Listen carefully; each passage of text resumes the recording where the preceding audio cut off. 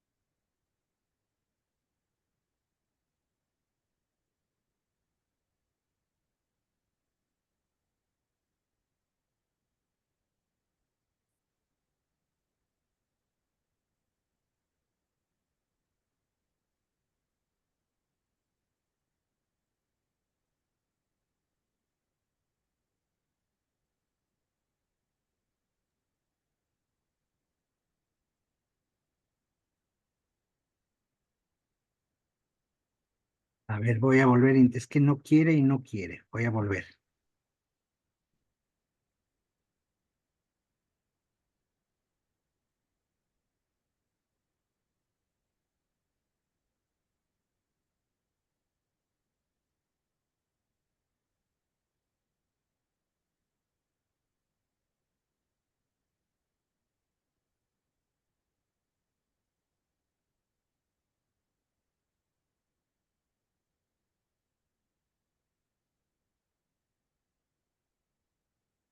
Ah, pues en el Face ya está, ya empezamos.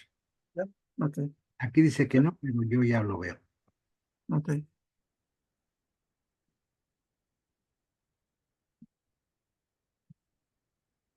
Ya si quieres empezar, Raúl, ya está transmitiendo. Pues buenas noches a todos y a todas, a todes. Disculpen, yo no les escucho. ¿Ustedes sí me escuchan? Sí, sí escuchamos. Yo no les oigo nada. Sí te escuchamos, Laura.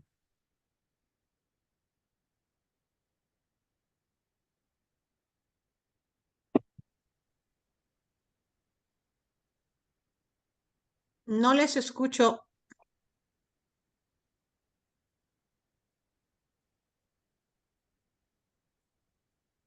No sé.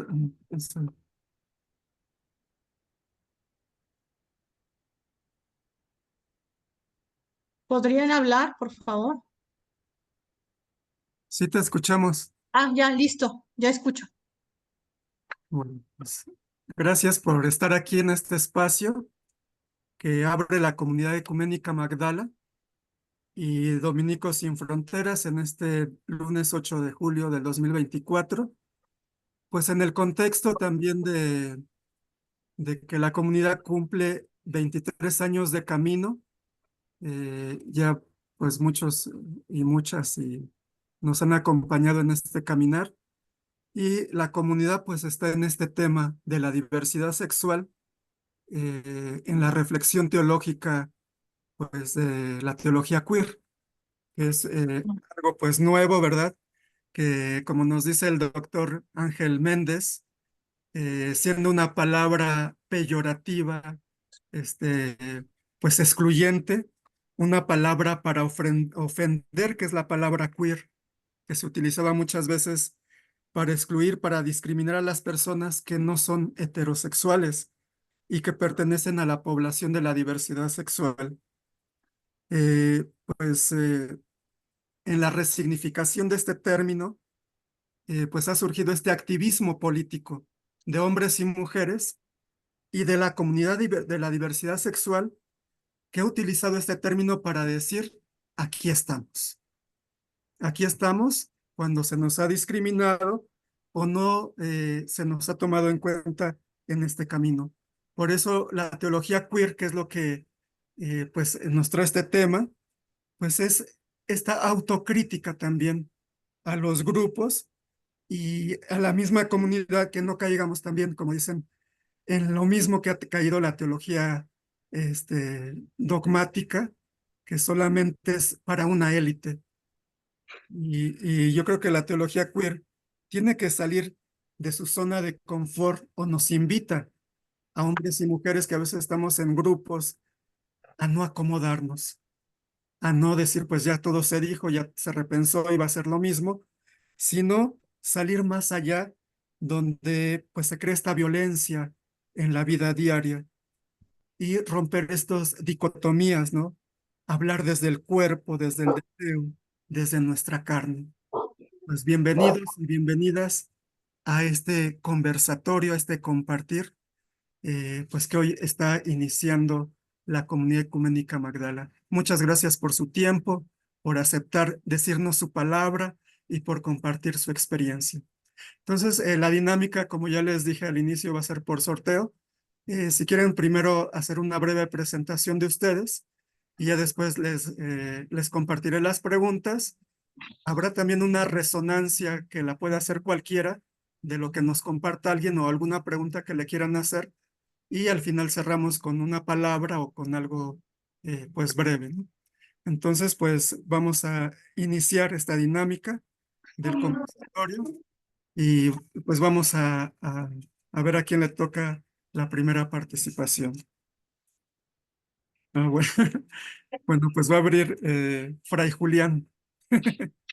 Va a abrir esta conversación Fray Julián Cruz Alta, que es fundador de la Comunidad Ecuménica Magdala y ya mucho caminar en derechos humanos y en este campo de la teología feminista y queer. Pues Fray Julián, si te quieres presentar, bueno, ya te conocemos, pero si te quieres presentar hacia la comunidad o quienes nos están viendo por Face. Gracias. Hola, buenas noches. Soy defensor de derechos humanos hace 40 años y profesor de teología hace 30 y tantos años. Me da gusto encontrarnos esta noche para caminar y reflexionar en torno a diversidades sexuales y el asunto holístico. Pues bienvenidas y bienvenidos. Si quieres decir algo de ti, de tu caminar. Ya dije un poco de que soy profesor de teología hace 30 y tantos años, defensor de derechos humanos, soy parte de varios espacios en América Latina, asesor de muchas organizaciones, cofundador y asesor teológico de Católicas por el Derecho a Decidir. Somos una red latinoamericana que estamos en 10 países. Hace 28 años estoy en la Cátedra UNESCO de Derechos Humanos de la Facultad de Ciencias Políticas de la Universidad Nacional. Trabajo por los derechos de la infancia contra la pederastía clerical en una organización que se llama Spes Viva, Derechos de la Infancia. Llevo casos de violación grave a los derechos humanos ante la Comisión Interamericana y ante la Corte por medio de un organismo que se llama Red Solidaria Década contra la Impunidad, cuyo presidente es el obispo Raúl Vera. A mí me toca operar ante la Corte y ante la Comisión estos asuntos. Entonces, es variado mi trabajo en derechos humanos, he trabajado en muchos temas y derechos sexuales y reproductivos desde hace 30 años en Católicas por el Derecho a Decidir. Muchas gracias, Fray Julián, por compartirnos esta experiencia de tu caminar. Y bueno, la primera pregunta, hablar desde una espiritualidad holística, ¿no? Y me refiero a espiritualidad no ligada a una religión. ¿Es posible hablar de una espiritualidad holística y relacionada con los derechos humanos y la diversidad sexual? ¿O estamos forzando, o cómo entenderíamos desde esta espiritualidad holística, Fray Julián? Pues primero buscando qué es espiritualidad. Espiritualidad es sentir la vida, ser sensible ante la vida, dejarse tocar por la vida, compartir la vida de una manera más fina. El espíritu siempre es fuerza y es audacia. A veces tendrá que ver con el asunto religioso, a veces no. La espiritualidad es la vida, es más amplia. Hay una espiritualidad de valentía, de dignidad. Hay que provocar en los otros y en las otras estas posibilidades de hilar más fino su vida. Porque desde el espíritu no podemos sustraernos a desestructurar el tejido social por medio de la justicia. Hay que tomar con audacia la vida. Y entonces precisamente el espíritu no está separado del cuerpo. Actuar y contemplar son parte de la misma situación. La espiritualidad mesoamericana lo comprende muy bien como la espiritualidad precisamente sudamericana de los pueblos andinos. 1 más 1 en Mesoamérica no es 2, es 1, porque todo tiene dos partes. Cuerpo y espíritu son dos caras de la misma moneda. 1 más 1 es 1 en este mundo espiritual. Por ejemplo, la espiritualidad de la paz es no estar en paz. Lo que hay que hacer para tener paz hay que tener un centro, hay que tener claridad. Porque guardar silencio en asuntos de espiritualidad y de justicia es complicidad. No se vale desde la experiencia de fe decir, ¿y a mí qué? Como Caín.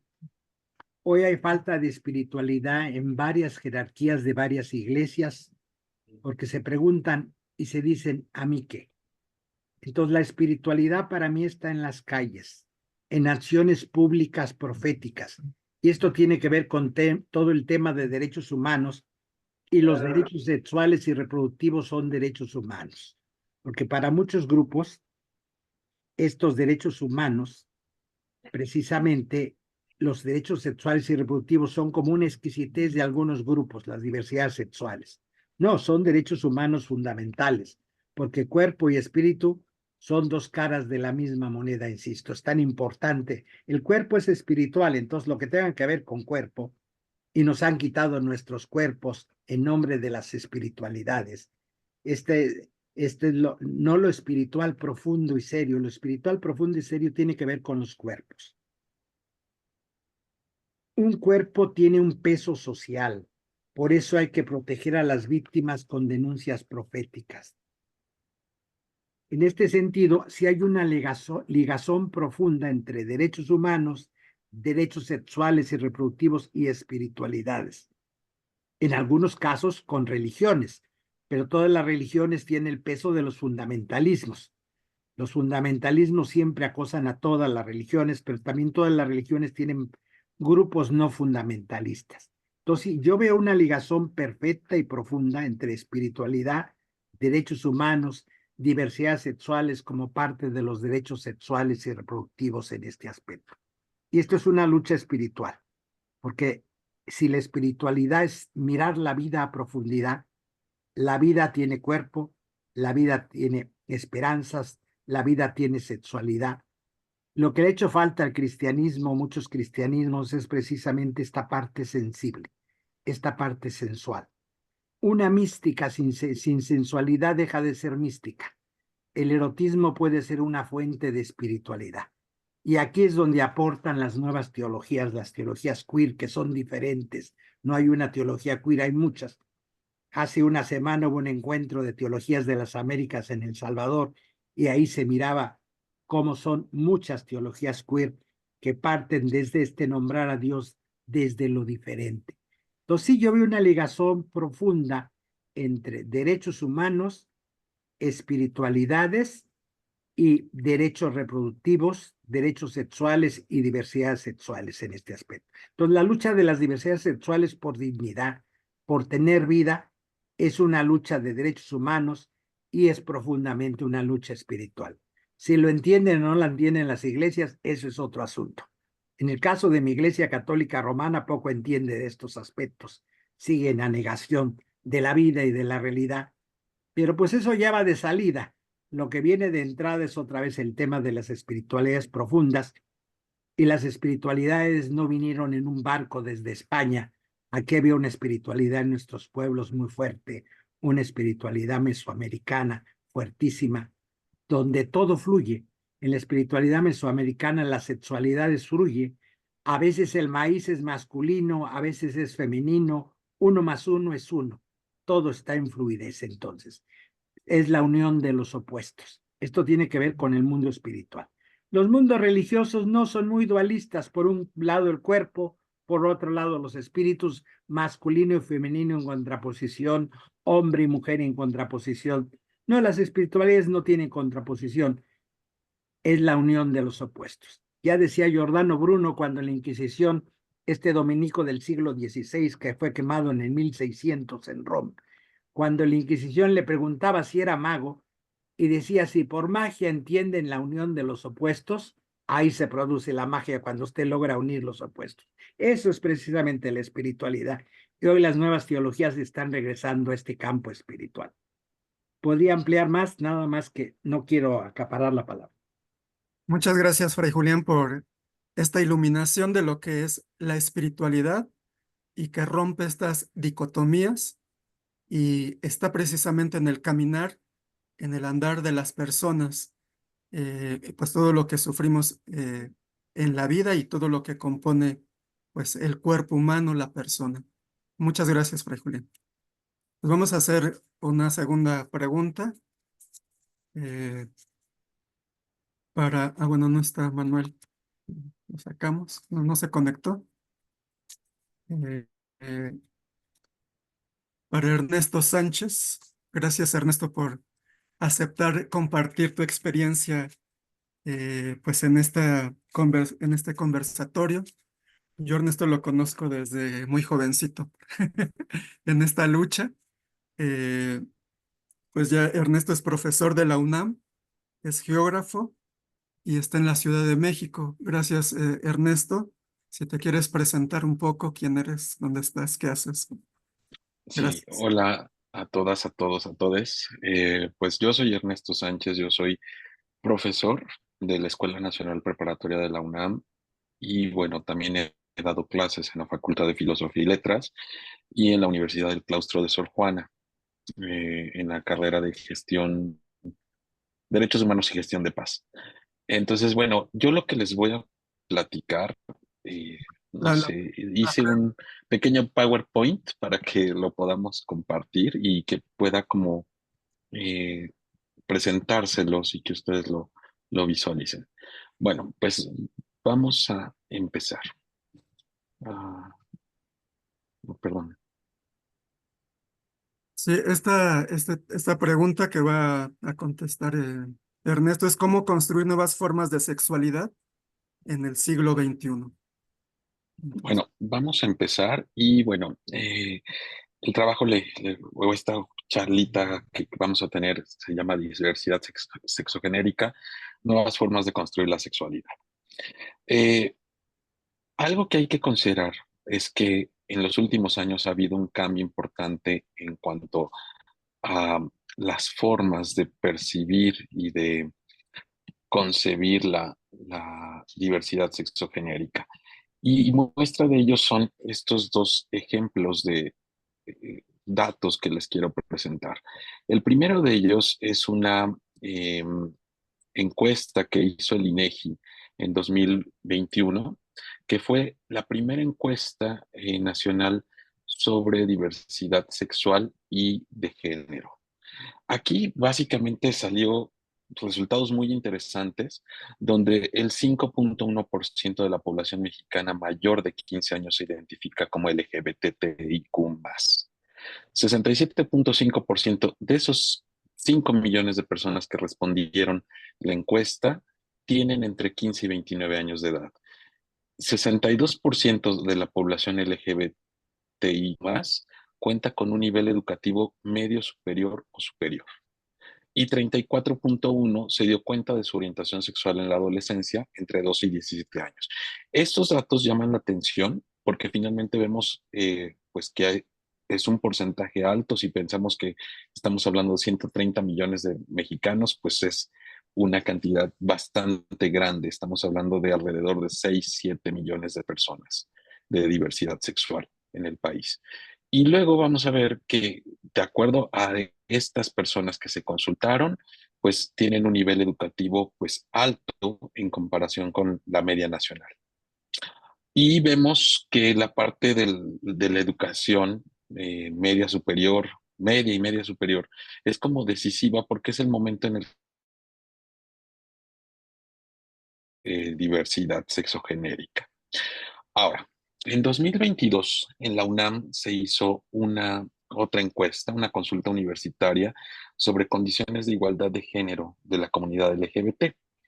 Y aquí participaron pues una cantidad importante de alumnado. Sin embargo, bueno, pues no se abarcó a la totalidad, que eso hubiera sido lo deseable. Pero 28.5% de la comunidad que participó eran alumnas, alumnos, alumnes de bachillerato, o sea, menores de edad. Y lo que más llamó la atención de esta consulta es que se identificaron 24 expresiones de diversidad sexogenérica que coexisten en la universidad y pues evidentemente pues en el resto del país, que serían todas estas identidades que podemos identificar como el más que está en el acrónimo de LGBTIQ+.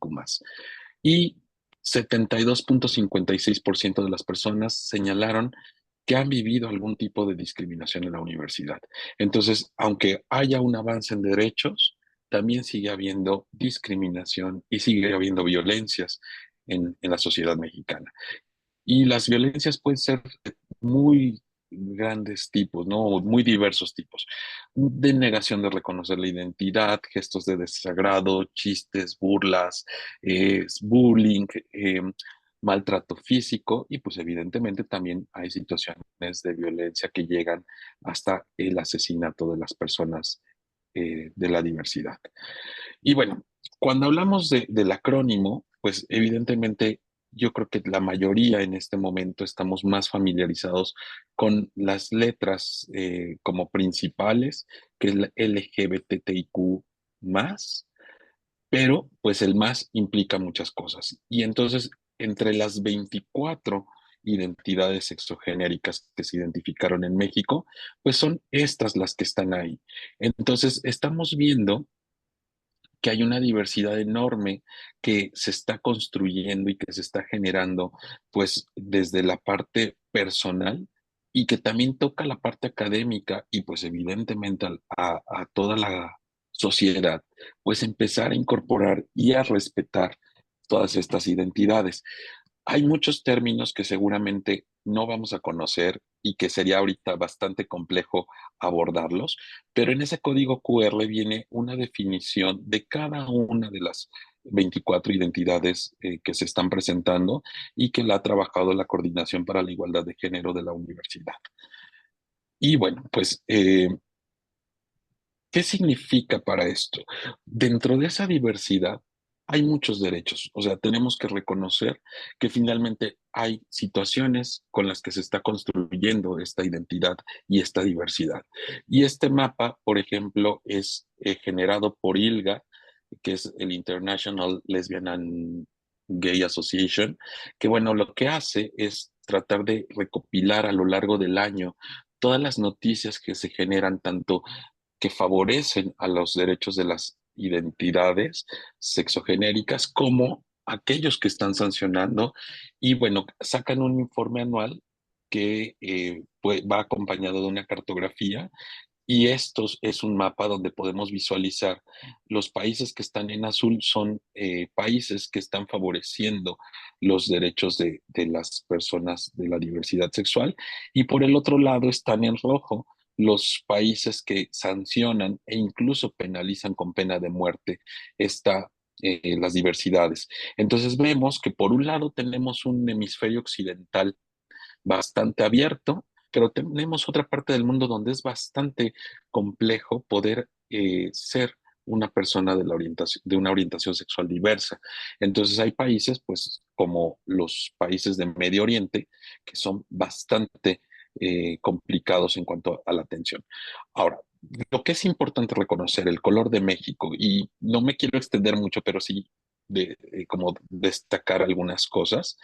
Primero, México es uno de los 11 países que ha modificado la constitución política en 2011 particularmente, y se hizo una reforma al capítulo primero, al de los derechos humanos y sus garantías, y se reconoce la preferencia sexual, la orientación sexual y la identidad de género, y eso es algo importante porque es uno de los 11 países que lo hacen en el mundo a nivel constitucional. Hay un matrimonio igualitario en la mayor parte de los estados del país. Se ha permitido la adopción homoparental en varias entidades, que ahorita lo vamos a visualizar en un mapa. eh, y pues también ha habido avances en cuanto a las identidades de género. Por ejemplo, la Ciudad de México siempre ha sido como va a la vanguardia, por ejemplo, en permitir y avalar el derecho de toda persona al reconocimiento de su identidad de género, particularmente de las personas transgénero y transexuales. Eh, También en 2020 se garantiza el derecho a la identidad de género de la niñez y la adolescencia para decidir sobre su condición. Entonces estamos hablando de las infancias y las adolescencias trans, y ellos ahora pueden modificar su género en el acta de nacimiento, incluso sin contar con el consentimiento de sus familiares o tutores. Y en 2021 se hicieron reformas al Código Penal y se ratificaron pues a principios de este año, eh, pues para prohibir todas las terapias de conversión o ECOSIG, que son los esfuerzos para corregir la orientación sexual y la identidad de género. Entonces, en este mapa, pues vemos finalmente que hay muchos estados que han avanzado. Lo que está mostrándonos es un hexágono donde cada uno de los colores está mostrando pues alguno de los derechos que ahorita se han conseguido en cada una de las entidades, y hay algunos estados donde evidentemente hay mucho por hacer porque no se ha aprobado ni siquiera una constitución local que prohíba la discriminación. Por ejemplo, Tabasco y Guerrero y Tamaulipas son las entidades que no han aprobado ninguna de estas concesiones de derechos para la diversidad sexual.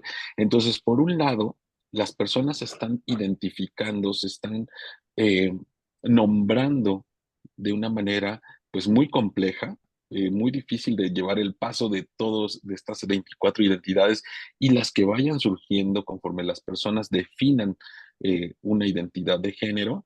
Pero también vemos que la parte jurídica, que debería garantizar el respeto y el cuidado de las personas, pues todavía le falta mucho por hacer. Creo que ha habido avances significativos, pero pues es importante seguir trabajando en materia de derechos, tanto para las identidades de menores de edad, pues como para las personas adultas, y pues evidentemente también para las personas adultas mayores de una orientación sexual distinta, generando también espacios que los atiendan tanto de salud como de cuidados y de estancias para las personas adultas mayores. Y bueno, no quiero tampoco extenderme mucho, y pues quedo aquí abierto para escucharles. Muchas gracias, Ernesto, por esta ilustración de lo que ha sido el avance en estas 24 identidades que se han ido construyendo, y pues muy interesante seguir profundizando. Gracias por tu compartir. Bueno, pues, seguimos con otra pregunta, otro participante. Tenemos aquí a la licenciada Laura Hernández, también pues cercana a Magdala, y ha trabajado con Fray Julián pues muchos años en el tema de, bueno, que ya nos compartirá del VIH. Entonces, bueno, para la licenciada Laura, bueno, que se presente un poquito quién es, dónde está, qué hace Bueno, ahora. yo soy Laura Hernández García, soy abogada, soy defensora de derechos humanos. Conozco a Julián desde, ahora sí, desde el siglo pasado nos conocemos. Y hemos trabajado el tema de VIH, de diversidad sexual, también de derechos de personas indígenas y de acompañando también a madres de desaparecidos. Entonces, bueno, pues estoy a sus órdenes y pues para mí es un honor estar en este conversatorio. Gracias, Laura. Bueno, en este tema de la diversidad sexual y el VIH, la pregunta es: ¿qué avances y retos se han dado en el campo de la diversidad sexual y las personas que viven con VIH, principalmente en México? ¿Tú cómo ves Bueno, Ernesto ya dio, creo que toda una radiografía de los avances que hemos tenido. sí, Creo que no voy a repetir esta parte porque ha sido muy exhaustiva toda su presentación sobre el derecho al matrimonio igualitario, identidad de género, derecho de las infancias también de las ECOSIC, de la prohibición, y bueno, también puedo decir lo que diga la Sí, ley y lo que se haya aprobado, y otra cosa es lo que es la práctica. Son cosas muy diferentes, desgraciadamente, ¿no? Entonces, bueno, yo digo siempre que tenemos que conocer nuestros derechos para poder defenderlos. Si algo se ha ganado en la comunidad, en nuestras poblaciones LGBT y Q+, pues ha sido derechos a punta de sentencia. Esa es la realidad. Así se ganó el matrimonio igualitario, así también se ganó la identidad y también se ganó así el derecho a los antirretrovirales en un principio, a tener medicamentos. Y creo que a pesar de los avances tenemos muchísimos retos. Voy a tratar de dividirlo en dos. Primero, en cuestión de diversidad sexual. Bueno, un reto enorme es el acceso a la justicia sin estigma, sin discriminación y que éste sea expedito, gratuito y eficaz y eficiencia para las víctimas. Y ahí es el reto, yo diría que el reto es que, me gustaría no decirlo, pero más abogados que lleven estos temas, eso sería para mí uno, pero también para que los operadores de justicia, así como ha hecho la Corte, la Suprema Corte de Justicia, que ha elaborado diferentes protocolos, pero que también han hecho cursos, pero también los han tomado, me consta, porque fui parte de uno para el Consejo de la Judicatura. Es muy importante que los operadores de justicia se capaciten y se sensibilicen sobre el acceso a la justicia, la no discriminación y la no estigmatización a nuestras poblaciones. Tan solo un ejemplo concreto, los crímenes de odio, que es una violencia por prejuicio letal. ¿Cuántos crímenes de odio tenemos actualmente en México? Tan solo en el primer mes de enero, en los primeros 15 días, hubo 6 asesinatos de 6 mujeres trans. Estamos hablando de una cada tercer día, es terrible. Y tenemos asesinatos que no han sido para nada llevados a la justicia, los responsables, como es el caso de Paola Buenrostro o el caso de Mireya Rodríguez, y les puedo poner muchísimos más, ¿no? Y las más vulnerables son las mujeres trans. Y aquí es muy importante que quien lleva a cabo una investigación en el ámbito penal, desde un principio se respete la cadena de custodio, se haga libre de discriminación y estigma, y eso es lo que nos hace falta, porque se tiene que armar una carpeta de investigación con todas las pruebas y después todavía, después de esta investigación, se tiene que pasar al juez. Y hay casos muy lamentables como el caso de Mireya Rodríguez, que de más de 70 pruebas, después de hacer análisis de contexto, de que sí es importante decirlo, que el padre de Mireya en este caso nos dio la coadyuvancia a la organización Letra S a través de mí y a través de otra abogada que se llama Mireille. Estábamos las dos. Realmente es muy frustrante y muy indignante que a pesar de las pruebas que había, el juez deje libre al asesino. Entonces, esta es una carrera, yo digo, de resistencia en la justicia para nuestras poblaciones y de todos los mexicanos y mexicanas, no me dejará mentir, Julián, que es nosotros contra el sistema. Y eso es muy grave. Todas las personas, todas y todos, tenemos que saber qué derechos tenemos y cómo defenderlos. Los abogados coadyuvamos en esto, hacemos cosas muy puntuales, pero sí es muy importante que sepamos cómo hacer una queja, cómo hacer una denuncia, cómo hacer para poder documentar mi caso. Muchas de las personas en un principio pues no se quieren enfrentar y obviamente nadie en este país quiere estar frente a un ministerio público. Nadie. No, lo queremos evitar a toda costa. Pero es importante que sepamos que frente a las autoridades tenemos derechos y tenemos que ejercerlos y también que tengamos yo digo, una red de apoyo que es muy importante a través de Magdala, a través de Julián, a través de Ernesto. Es fundamental tener este acompañamiento y esta red de apoyo. Ahora, esto respecto a nuestras comunidades. Personas con VIH, bueno, desgraciadamente, ustedes saben que el VIH va acompañado del estigma, se le llamó la fiebre rosa. Era el castigo divino, desgraciadamente para nosotros. Y lo que menos le importaba al virus era discriminar. Las personas somos las que discriminamos, el Estado, las instituciones. Sí, actualmente se tienen antirretrovirales de manera universal desde 2005 en México, que es muy importante, y que fue también por la lucha de las personas con VIH. También ya tenemos el PrEP, también tenemos el tratamiento post-exposición, pero actualmente para mí el gran reto es que estas campañas contra el estigma y la discriminación que antes había, se tendrían que volver a hacer. En todo el sexenio yo no he visto una campaña fuerte contra el estigma y la discriminación al VIH. Y esto es fundamental para la prevención, porque las personas no se van a acercar a hacer la prueba y decir, para no saber que tienen VIH, porque hay delitos como el contagio a sabiendas.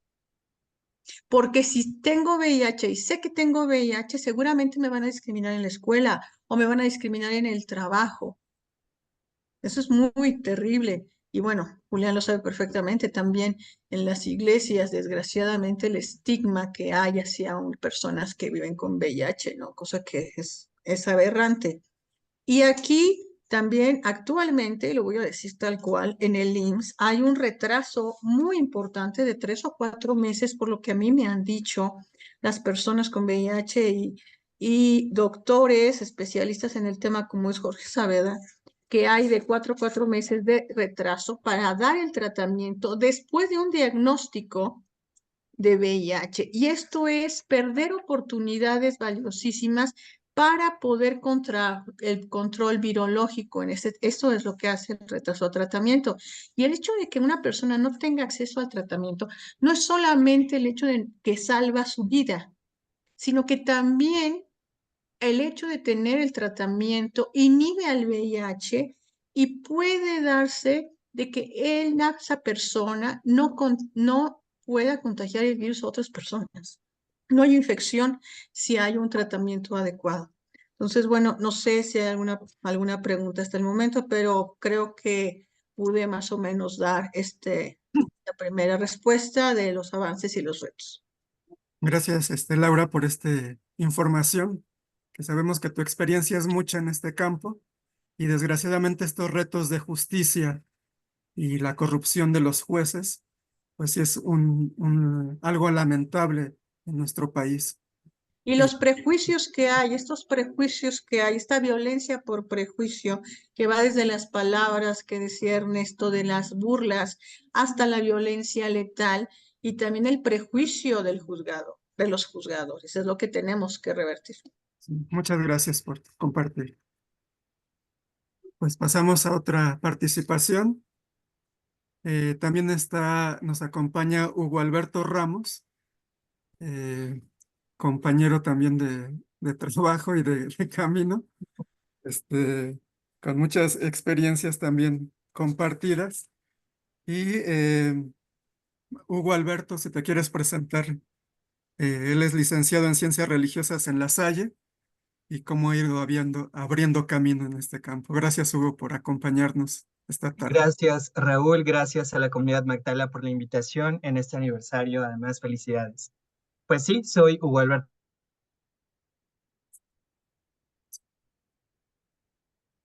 Sí. Ramos Merino, soy un hombre cisgénero y pues soy un hombre de 39 años, originario de la ciudad de Toluca.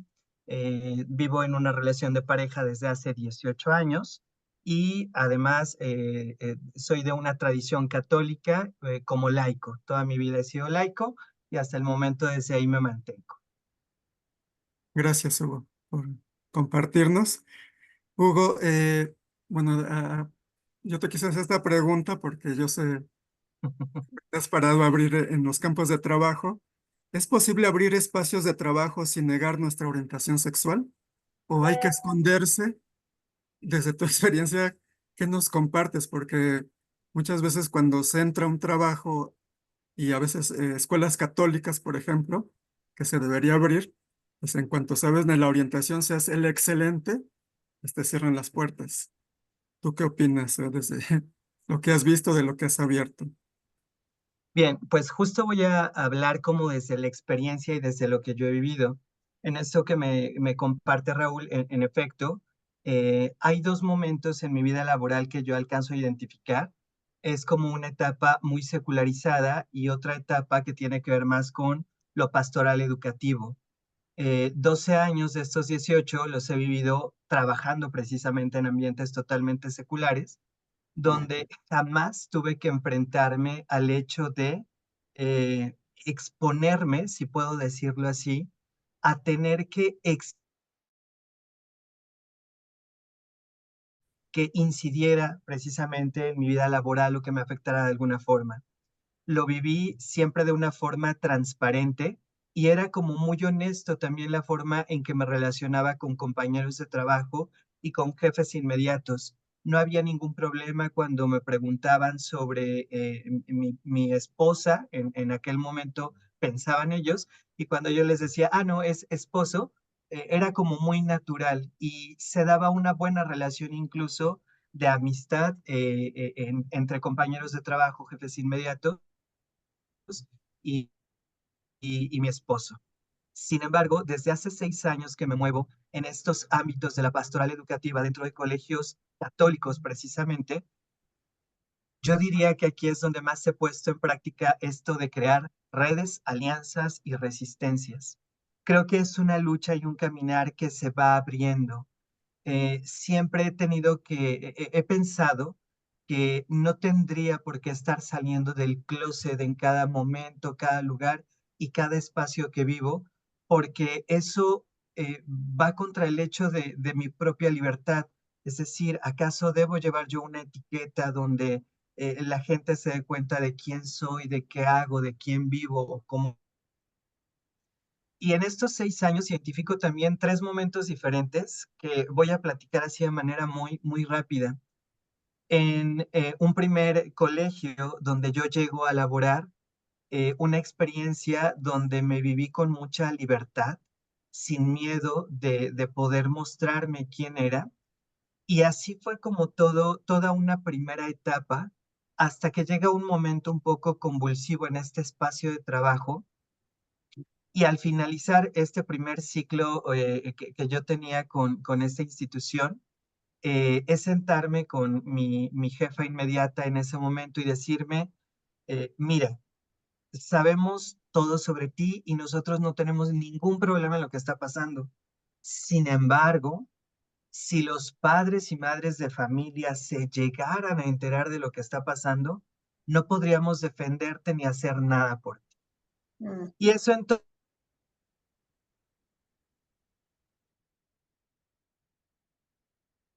Se fue.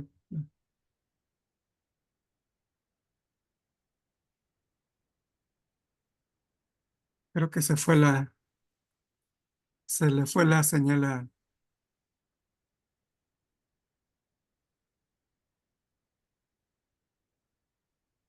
Bueno, mientras ¿sí me escuchan? Sí, Mientras regresa Hugo, pues vamos a avanzar con otra pregunta.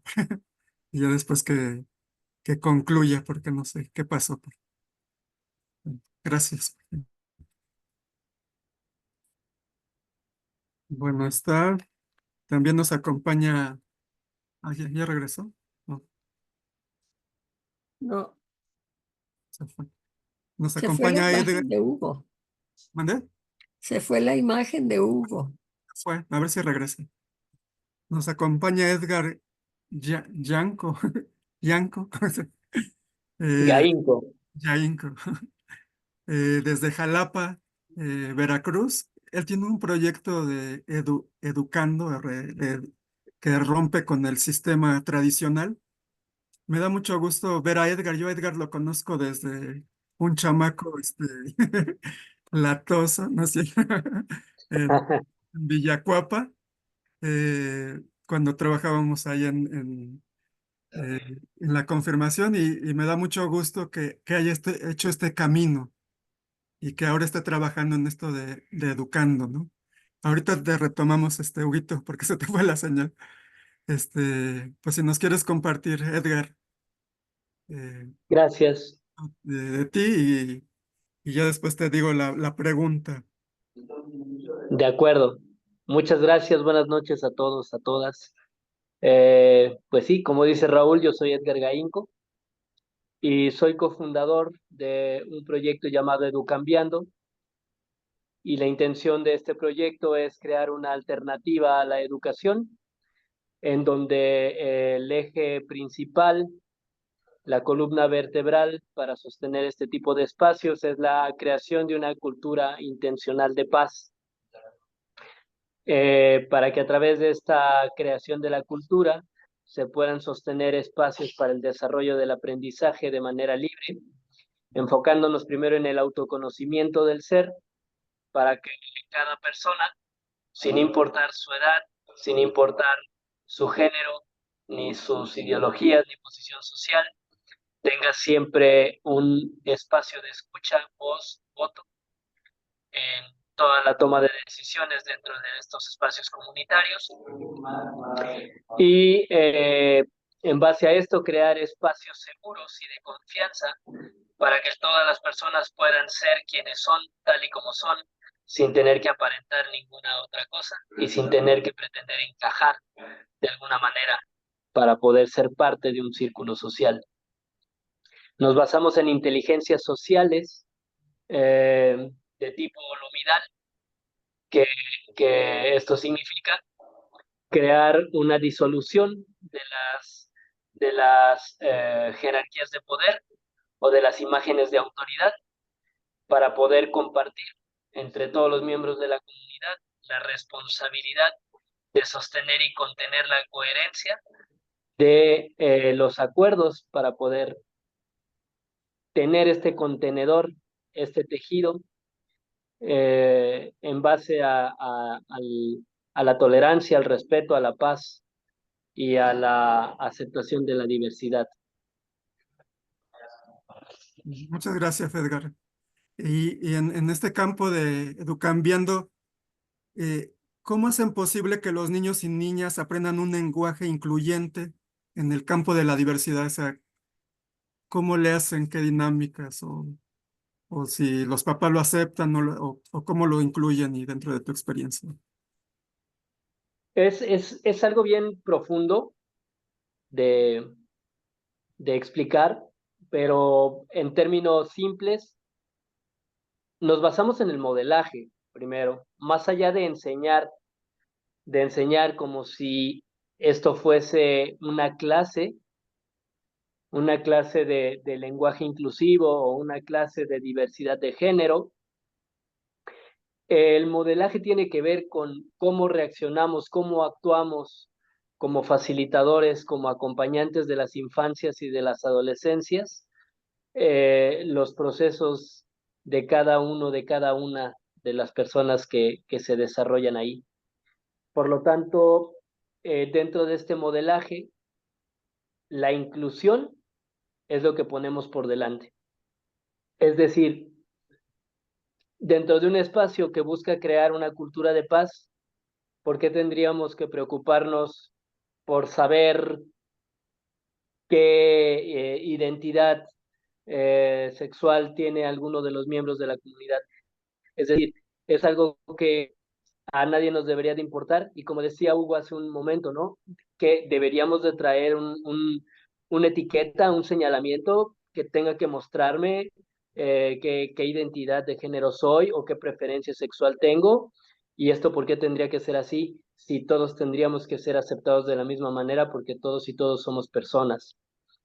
Entonces, nuestras dinámicas tienen que ver más con cómo creamos esta cultura de paz, en qué tipo de estrategias, qué tipo de prácticas llevamos a cabo que permiten que la misma comunidad, al ver que empiezan a hacerse presentes hábitos y conductas de este viejo paradigma del cual queremos salir, en el cual la inclusión y la aceptación no está presente, nuestros acuerdos generados para poder cuidar el uno del otro, la una de la otra, implican el que cuando estos viejos patrones de conducta se hacen presente, tener estrategias para detenerlos en el momento que los escuchamos, sin que las personas adultas seamos siempre los que tengamos que intervenir, sino que entre las mismas edades, niños, niñas, jóvenes,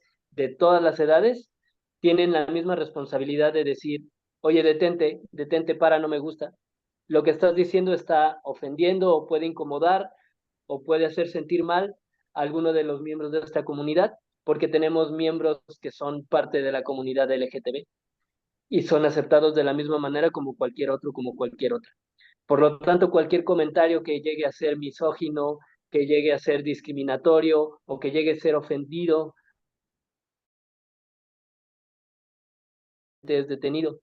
Y no necesariamente tiene que ser a partir de un adulto o una adulta, sino el modelaje de cómo se crea esta cultura de paz es lo que permite que cualquier miembro de la comunidad pueda atender a ello.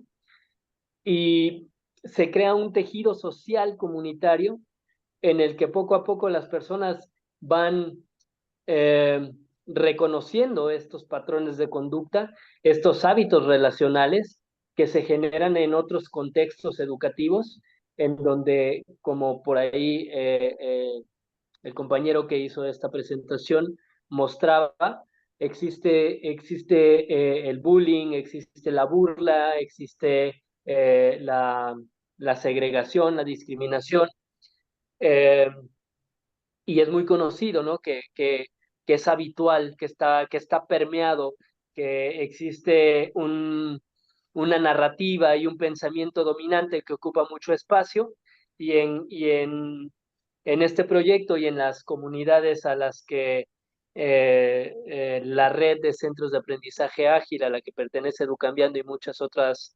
espacios de esta red promueven es justo el poder reconocerlos, poder hacerlos visibles, poder hacerlos evidentes y a través de prácticas de maestría comunitaria poder convertirlos en observaciones para transformarlos en procesos de generación de propuestas que atiendan a esas situaciones como estrategias para evitar que si en algún caso llegó a suceder, evitar que vuelvan a suceder y apoyar a la persona que tiene estos hábitos de conducta a poder reconocerlos y a poder transformarlos, a que la persona pueda entender por qué es importante para nosotros, por qué es importante para la comunidad poder hacer una transformación genuina desde el interior de cada persona hacia el comportamiento relacional que tenemos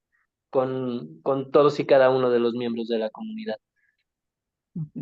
Pues muchas gracias, Edgar, por compartirse, que es un reto muy eh, pues fuerte y también abrir brecha sin a veces ser reconocido, digamos oficialmente, pero yo creo Así es. que es un reto pues que va formando y va cambiando las conciencias de los niños, de las personas, de los papás en este tema de la diversidad.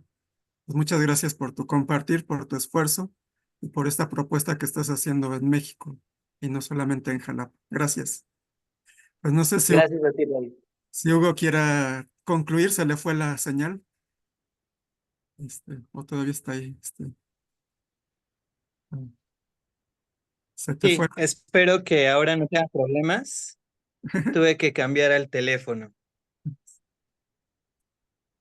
Sí, les decía yo en la intervención previa que justo esta primera experiencia en el área pastoral educativa estuvo marcada por el hecho de decir, no podemos asegurarte que continúes y entonces te pediríamos que buscaras otro espacio donde tú puedas estar. Y entonces fue buscar nuevos horizontes y regresar al refugio que por muchos años había tenido en la espiritualidad ignaciana, precisamente con los jesuitas. Y fue colaborar también en un colegio con ellos durante los siguientes 2 años. 2 años donde me viví sí con libertad, pero ahora también con ciertos temores o ciertos miedos sobre lo que debía y no debía decir.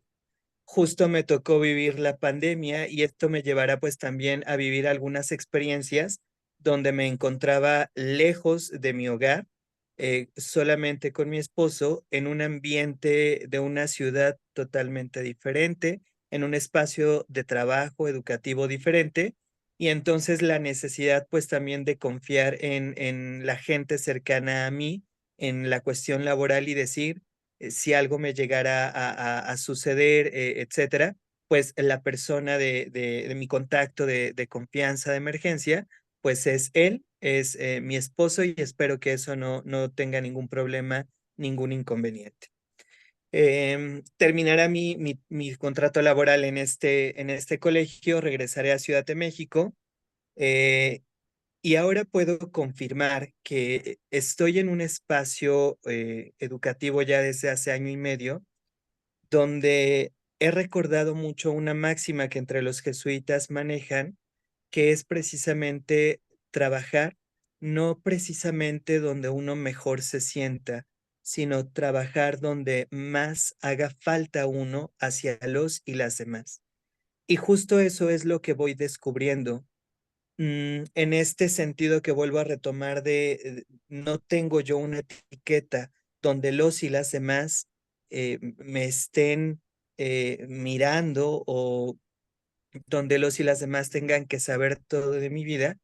Me he manejado con mucha prudencia, sin embargo, sin la necesidad de tener que esconderme, de reprimirme o de vivirme en la oscuridad.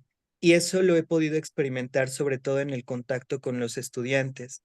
Acompaño estudiantes sobre todo de preparatoria y para ellos es muy natural en sus conversaciones, en las pláticas, en las actividades de voluntariado, de misiones que tenemos. Se fue. Se fue. Ay,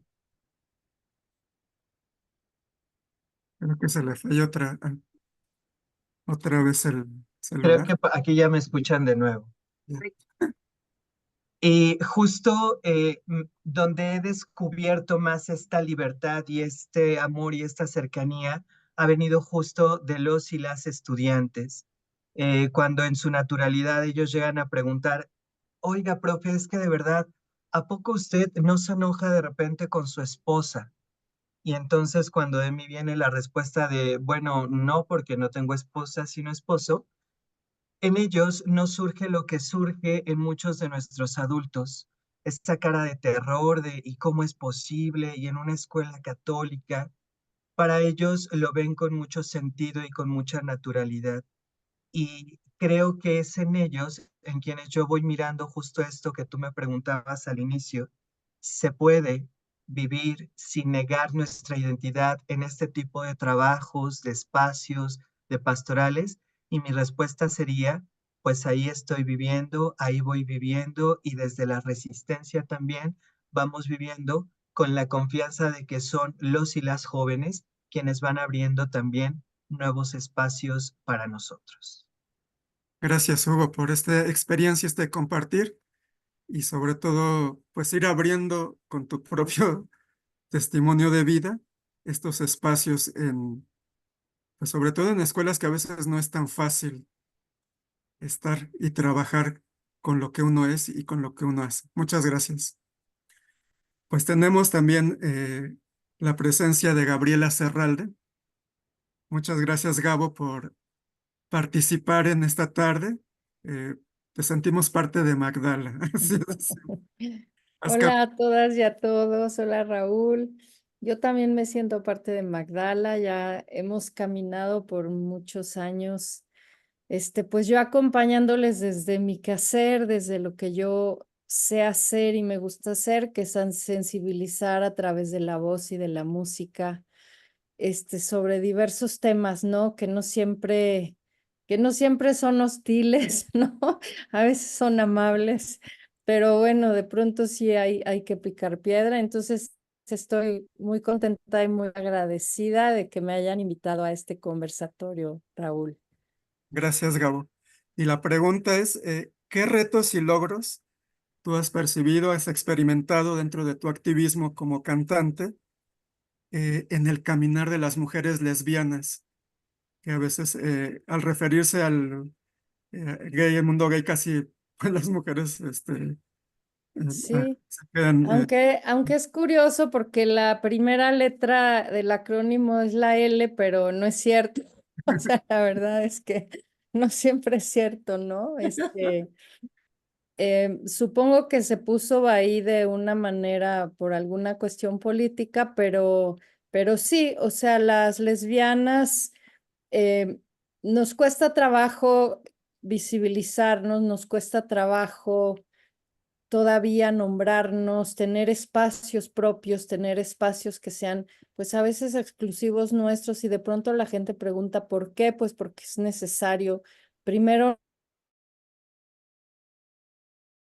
que el poder nombrarte es uno de los poderes más grandes que existen, o sea, el poder decir yo soy sin miedo, o con miedo, pero yo soy, ¿no? Entonces, el tema de la visibilización para mí es fundamental. Yo apenas hace poco que participé en un evento que tenía que ver con el mes del orgullo, decía que, bueno, ahora el piso de los derechos de la comunidad LGBT está pavimentado en el peor de los casos y en algunos, como la Ciudad de México, hasta alfombrado, ¿no? O sea, se han ganado muchos derechos, se ha legislado en favor de nuestros derechos. Cuando yo salí del closet era terracería, ¿no? Entonces, si no eras una todoterreno 4x4, pues sí te quedabas atascada en el camino. No era fácil, ¿no? Nombrarse, no era fácil decir yo soy. Y en ese sentido, bueno, pues mi trabajo como activista a través de la música para mí ha sido significativo porque me ha permitido en diferentes espacios poder nombrarme ante gente que pudiera tener tanto o más miedo que yo, ¿no? Y entonces, tener referentes es bien importante. Yo vuelvo, cuando yo era niña, pues no existía ningún referente en los medios de comunicación, en la música, en los anuncios. O sea, no había nada que a mí me dijera que algo se parecía a mí, ¿no? Entonces yo me sentía como una cosa rarísima que quién sabe por qué había salido así, ¿no? Entonces de repente tener referentes en la música, en las historias, ahora hasta en los anuncios de bancos salen parejas de lesbianas, ¿no? Pero esos son logros que se han ido ganando con el tiempo, con el esfuerzo de muchísima gente picando piedra. Para mí, pues digamos que yo como he ido por la libre, pues ser lesbiana no ha sido significativo, pero justamente porque yo decidí irme por la libre. O sea, si yo hubiera querido hacer un camino en la música de una manera comercial, pues seguramente en mi época no hubiera podido hacerlo, ¿no? De hecho, hubo gente que me ofreció hacerme una carrera y bueno, por supuesto que lo primero era que tenías que parecer una mujer, ¿no? Y ser lo más parecido a una mujer y cumplir con todos los cánones y con todos los estereotipos de una mujer, con todo lo que implica, ¿no? La hipersexualización de las mujeres, operarte el busto, pero estar delgada, pero tener cintura, pero maquillarte, pero cosas que yo, por supuesto que nunca estuve dispuesta a hacer, ¿no? Entonces, en ese sentido, para mí ha sido, bueno, fácil porque he tenido la claridad de decidir que ese no era mi camino, ¿no? Pero por supuesto que hay muchos retos, hay muchos retos. Ya decía Laura, me parece, ¿no? Que uno de los peores problemas, pues es los prejuicios, el estigma, ¿no? Entonces, yo siempre he dicho, bueno, no lo dije yo, pero lo repito, que para que cambie un sistema, pues tienen que cambiar los elementos que lo conforman, ¿no?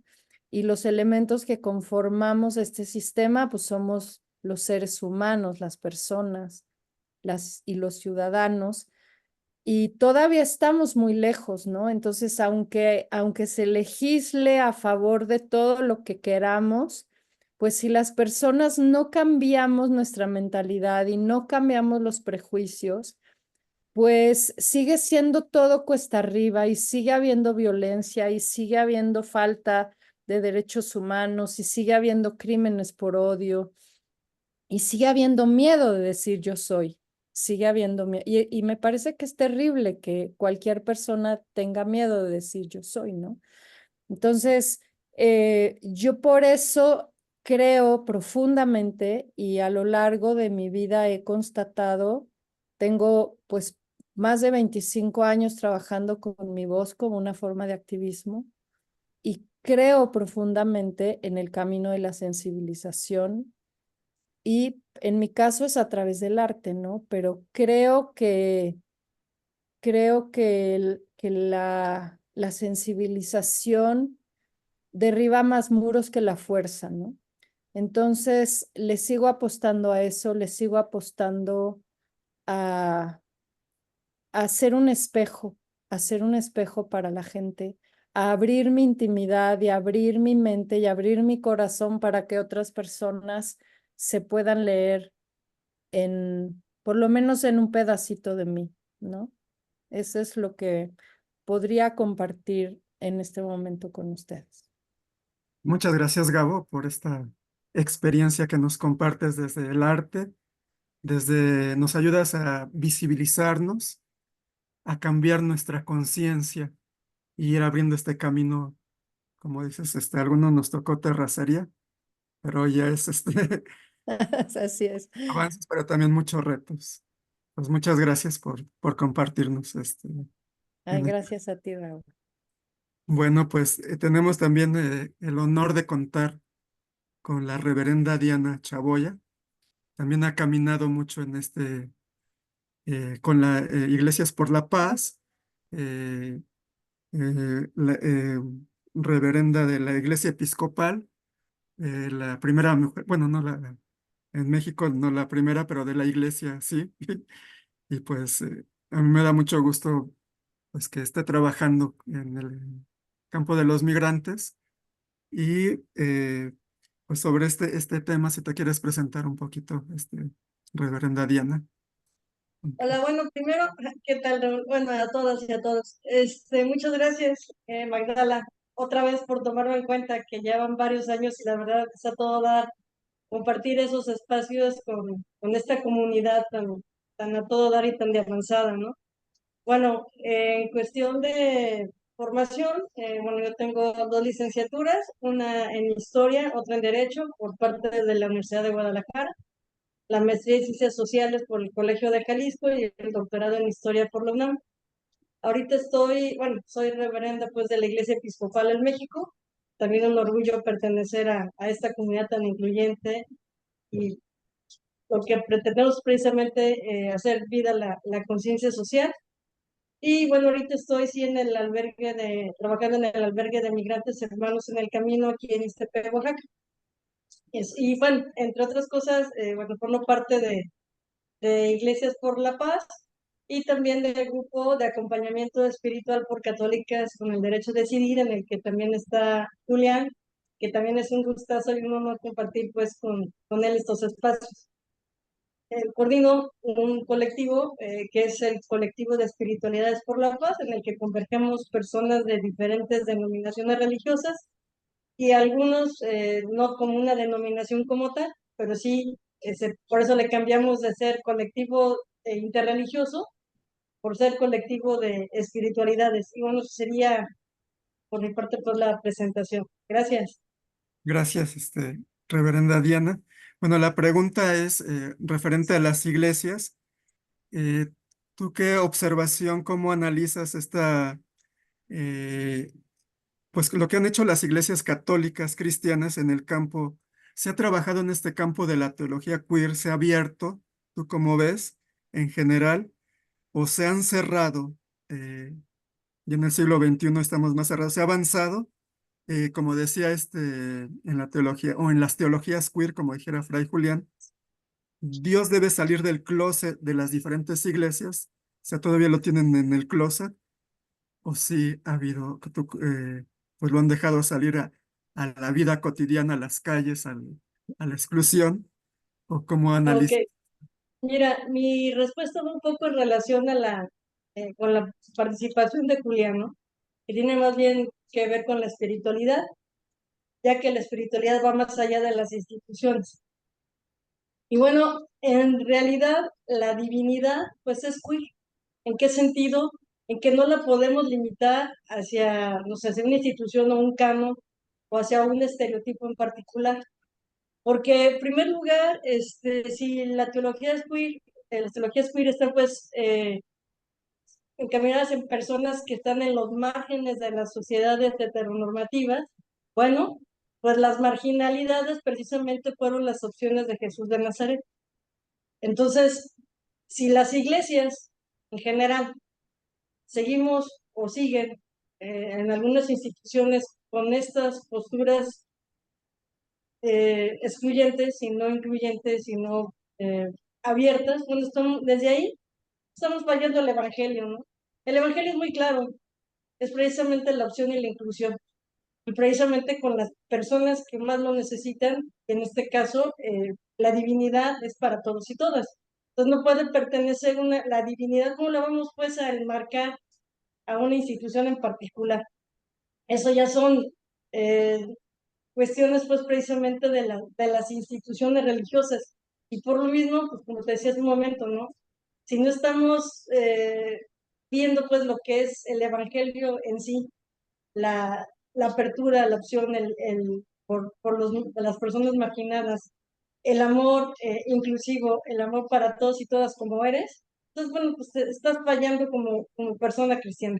Eso sería en general mi aportación, porque si no, bueno, ¿de qué sirve?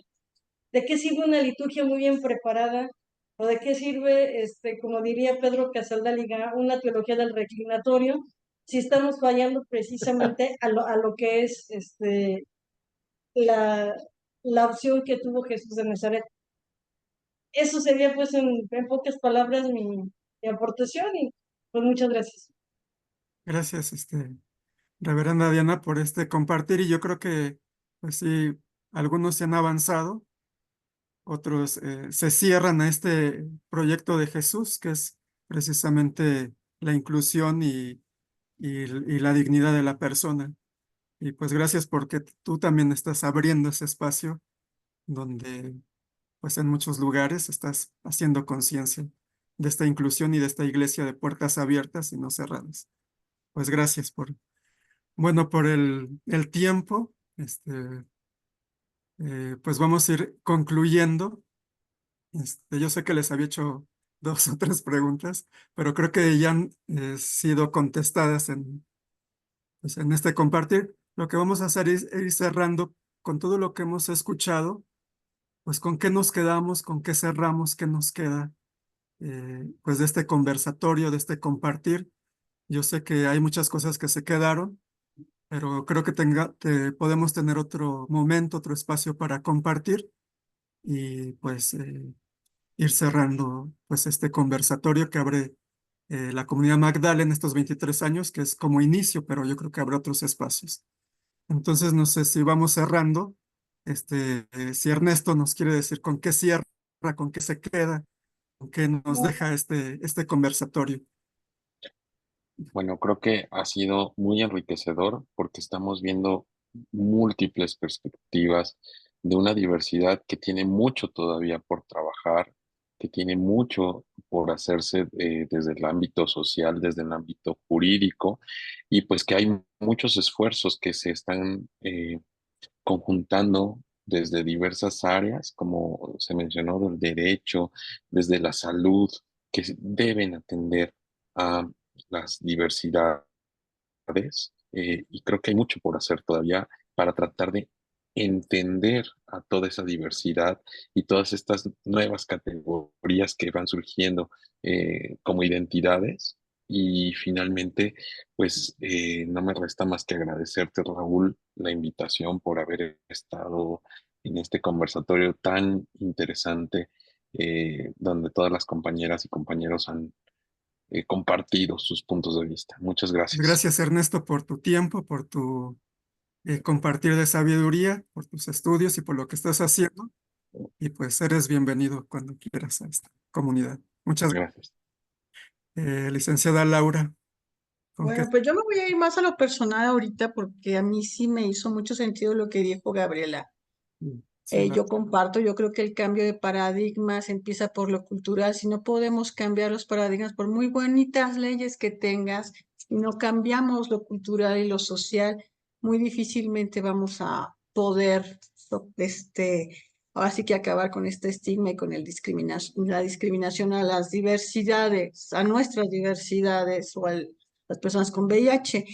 Y bueno, yo soy orgullosamente bisexual y me costó muchísimo trabajo poder visibilizar mi orientación como mujer, porque Julián lo sabe, y Magdala ha sido un espacio incluyente, amoroso, en donde uno se siente bien, ¿no? Yo me siento bien. Pero desgraciadamente también hay que hacer una reflexión al interior de nuestras mismas comunidades y de nosotras mismas y mismos y mismes, porque el ser mujer bisexual o el ser hombre bisexual dentro de la comunidad también hemos sufrido bastante discriminación. ¿Por qué? Porque eres la indefinida, o que eres, o no te decides si eres lesbiana, o qué pasa, o lo tienes muy cómodo. No es cierto, no es nada cómodo.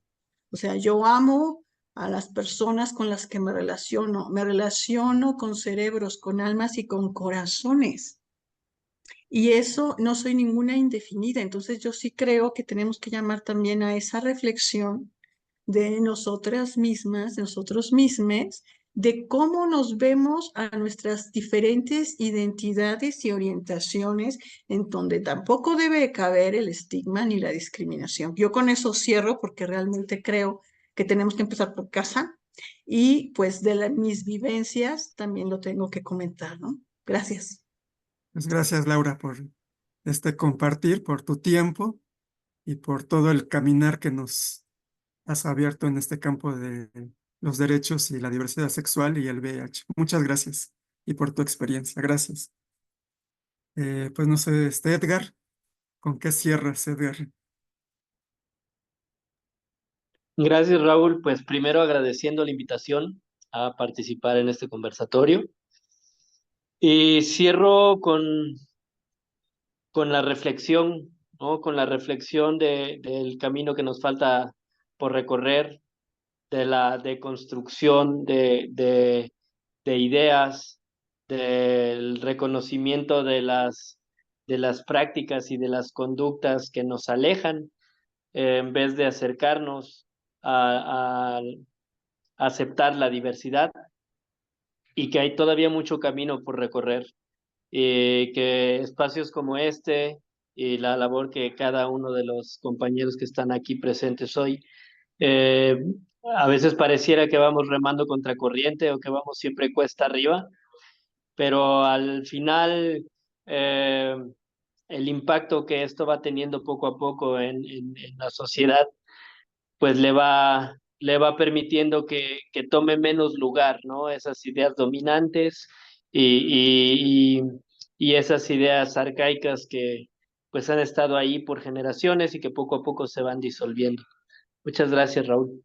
Gracias, Edgar, por aceptar estar en este conversatorio y por todo lo que estás haciendo. Ojalá nos invites allá a Jalapa a conocer el proyecto que está muy, muy bonito, el espacio también. Y pues muchas gracias por este compartir y lo que estás haciendo en Educambiando. Gracias. Un gusto, gracias. Pues no sé, reverenda Diana, ¿con qué cierra? Hola, bueno, pues primero agradecer otra vez este espacio y cierro con lo que decía hace un momento, ¿no? El evangelio es para todas las personas. Dios no, es una tontería el querer limitar la divinidad y los estereotipos para decir a ti sí te quiero y a ti no, ¿no? Entonces, excluir, señalar o marginar, pues es contrario al evangelio. Y bueno, como mencionaba esta Laura, Gabriela, si vamos a hablar de particularidades, yo soy hetero, pero por mi forma de ser, o sea que soy, pues no soy, soy fuera del estereotipo de la femineidad, continuamente me señalan como lesbiana. O sea, hablando pues de los estereotipos, ¿no? Lo que es lo que es la señalización de las sociedades. Pero bueno, o sea, qué complicado es aceptar a las personas como son. Y nos decimos cristianos, ¿no? Entonces, con eso cierro, ¿no? De que precisamente señalar es marginar y la divinidad es diversa. Muchas Gracias. gracias, reverenda Diana, por tu tiempo, por el espacio que nos das y por caminar también, haciendo conciencia desde tu ministerio, desde tu labor y por abrir camino en muchas partes. Muchas gracias por estar aquí. Hugo, ¿con qué cierres, Hugo? Cierro justamente reconociendo lo importante de ejercicios como estos que aunque en la virtualidad también nos van construyendo, seguir creando redes, tejiendo estas alianzas, construyendo estas resistencias. Creo que desde ahí y desde esta diversidad de quienes hoy estamos aquí, desde la pastoral, lo espiritual, el arte, la academia, la educación, la pastoral, la defensa de derechos humanos, reconocer que en esta diversidad también se va moviendo la divinidad, Dios, diosa, diose, y que también nosotros entonces desde ahí podemos seguir construyéndonos, agradecer estos espacios y también reconocer lo valioso de que esto se vaya dando generacionalmente. Justo en un trabajo de tesis que he iniciado para la maestría en estudios críticos de género y teología, eh, he tenido que recuperar parte de la historia LGBT en México, que está muy invisibilizada o muy distorsionada, y recordando o trayendo a la memoria referentes como Nancy Cárdenas, entre muchos otros que no ha sido la única, y eso, unirlo a lo que ya van haciendo nuevo en los jóvenes, las jóvenes, quienes van construyendo y van haciendo nuevas todas las cosas. Creo que al final me quedo con este sabor de hay esperanza de que ya aquí y ahora se está construyendo algo nuevo. Muchas gracias, Hugo, por tu compartir, por tu tiempo, por lo que estás creando conciencia pues, con los jóvenes, alumnos, y en estos espacios a veces de colegios que no es tan fácil. Pues gracias por tu cercanía con Magdala, yo te veo ahí que nos sigues. Gracias, Hugo, y que sigamos compartiendo. Gabo, ¿con qué cierres? Bueno, pues yo quiero decirles que ha sido muy interesante escucharlas a todas, a todos, desde sus trincheras, desde sus luchas personales, íntimas, institucionales, ¿no? Como que a muchos niveles son las luchas.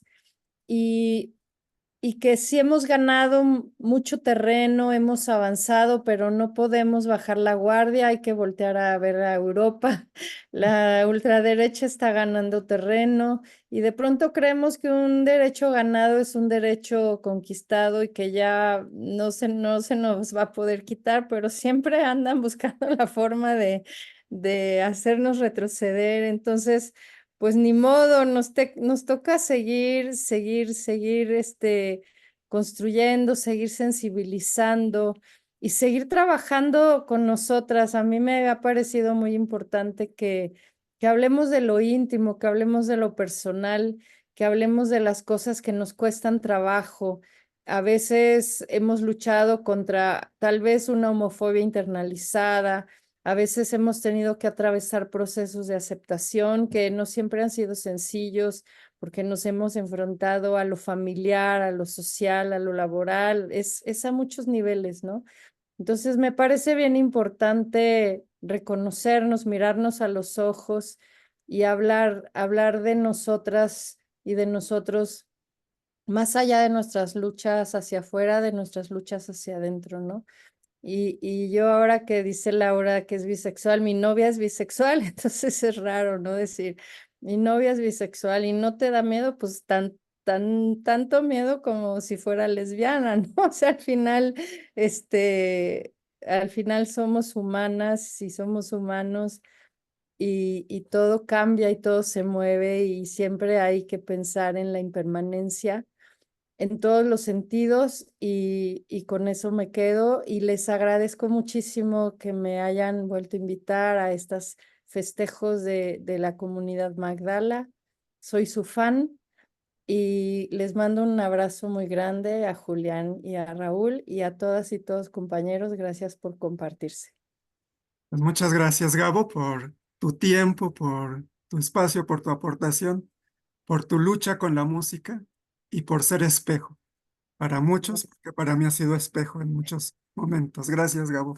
Gracias, Raúl. Fray Julián, ¿con qué cerramos? Pues diciendo que las teologías queer representan los cuerpos basurables, negros, indios, gordos, migrantes, trans y una lista larguísima. Hay que torcer más el término queer. Este conversatorio es un ejemplo de esta labor titánica de abrirnos a la conciencia. Y la conciencia de la propia vida, de la vida plena. Hoy vemos que la Ruá Divina está en búsqueda de nueva identidad. Este conversatorio y muchos lo que queremos hacer en Magdala es plantear la propuesta de pensar el cristianismo a partir de la perspectiva de la biodiversidad. Pero estas teologías encuentran mucha resistencia por parte de la tradición teológica patriarcal, antropocéntrica, androcéntrica, falocrática. Y estas teologías son repudiadas como no ortodoxas. Orto en griego es recto, doxa verdad. Recta o chueca, ¿desde quién? ¿Quién dice que es la recta verdad o la chueca verdad? Recta o chueca, ¿para quién?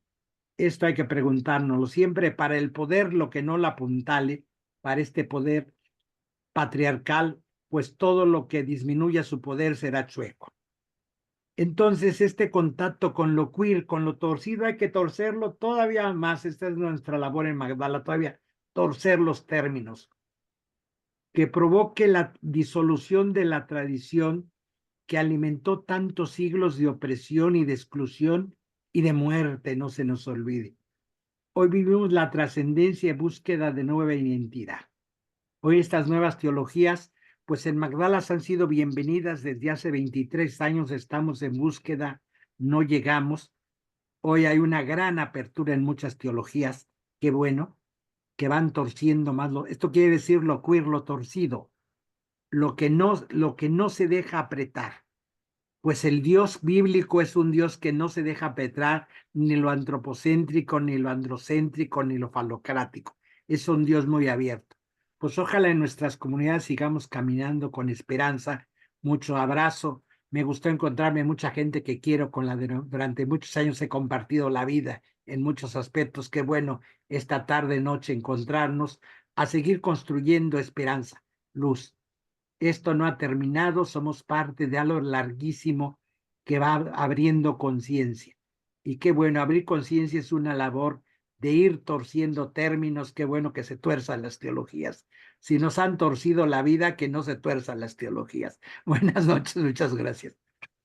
Muchas gracias, Fray Julián, por tu tiempo, por tu aportación, por tu lucha de años. Fray Julián está cumpliendo 40 años de caminar en muchos campos de la lucha por la dignidad de las personas y los derechos humanos. Gracias por ser luz y camino fuera de el ámbito a veces institucional, que a muchos no les gusta, y que hace, Fray Julián, lo que muchos dominicos encerrados en 4 paredes y piedras, les da miedo salir a predicar precisamente lo que Domingo hizo, dejar los conventos, porque dijo, el trigo amontonado se pudre, hay que salir a la vida, a la diversidad. Y muchas gracias por crear también Magdala y Dominicos Sin Fronteras. Pues muchas gracias a todos, a todas, a todes, por su tiempo, por su corazón y por su rostro, su sonrisa y su ánimo que nos dan. Pues muchas gracias a todos. Nos vemos. Gracias, Raúl, por coordinar. Gracias. Hasta la próxima. Esperemos vernos en otro. Gracias. Adiós, gracias.